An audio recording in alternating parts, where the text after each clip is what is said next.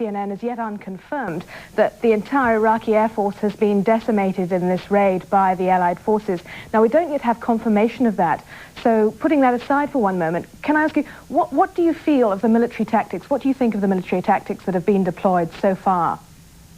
Well, I think the military tactics are what one would expect.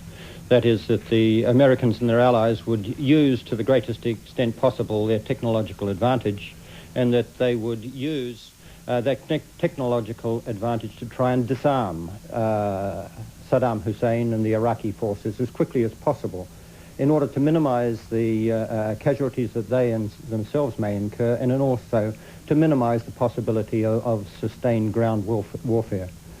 Most of those planes seem now to have returned to base.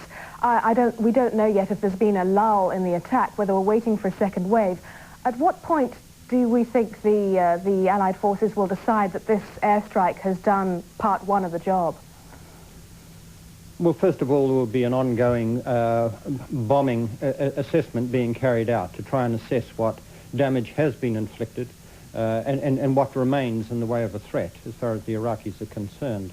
I don't think you can put a time on that. It will be an ongoing evaluation, no more than that. What could provoke bringing in ground forces? Provoke? I would have thought that the coalition would try to avoid the use of ground forces as long as possible. Their aim is to minimize casualties, and particularly casualties in the coalition forces. Their aim, therefore, will be to try and convince the Iraqis that there is no way that they can win in the long run. They will do that by achieving air supremacy as quickly as possible, and that's what they're attempting to do now. And then they will go about the air destruction of as many military targets as possible and as are necessary to convince the Iraqis that there is no point in continuing. Well, of course, at this stage, there is one entire side missing from the Gulf War. Apart from a couple of unconfirmed reports of artillery fire, as far as we know, Iraq has not yet returned the attack. Is that because they've chosen not to, or because they've been completely thrown by perhaps the success of the first attack? What's holding them back? Well, one can only speculate. I would have thought, though, it's most likely that their inability, that the fact that they haven't retaliated is because they have been unable to do so, rather than that they have got some devious reason for withholding the attack. After all, the longer they keep their counterattack capability in place unused, the more likely it is to be destroyed before it can be used. I therefore don't believe that it is a devious scheme on their part. Well, what then is the Iraqi ability to respond, given that they have, if we're to believe these CNN reports, lost their air force? Well, I'm not quite certain what one means by decimate. In the literal sense, of course, it means they've lost 10% of their air force. I take it that it is the looser use of the word, which means that the air force has been destroyed rather than decimated. That's possible, but it would certainly mean that the Americans and their allies have been more successful than the most ambitious commander would expect. One factor remains, though. In the character of Saddam Hussein, he's quite a determined character. Perhaps some have chosen to portray him as slightly irrational. Are we dealing, do you think, with a rational general, someone who will behave in a predictable way in commanding his forces? I don't think we have got any reason to have great confidence in that.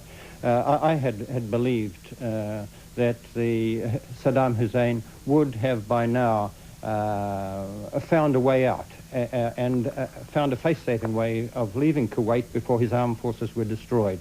And I said so a week ago. To that extent, I've been proved wrong.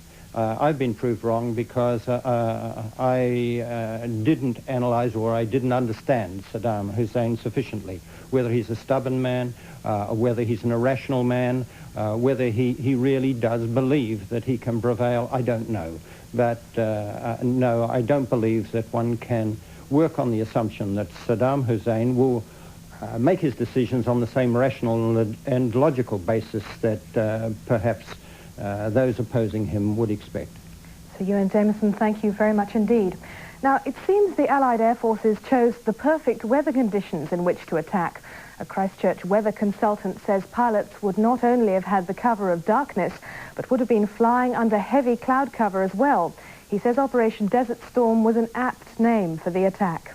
Well, this picture was taken early this morning our time, a few hours before the American pilots would have gone to the air. It shows quite a lot of cloud over the whole of Iraq and also in Kuwait there, that white colour indicating heavy cloud. So the pilots would have been flying under heavy cloud cover as well as the cover of darkness. So perhaps there's an indication there of why the Americans named the operation the way they would. What sort of weather conditions does this produce? It certainly adds an interesting twist. The large amount of cloud to the north of Iraq is associated with a depression, a storm. It's interesting that the Americans have named the operation Desert Storm. What do you believe the weather will be like in the Gulf region tomorrow? The mass of cloud that you can see over Iraq is actually moving away out to the east, and the more broken cloud that's apparent in the southern part of this picture will be moving over Iraq tomorrow. So the Americans, in order to take advantage of that heavy cloud cover, really had to move as quickly as possible.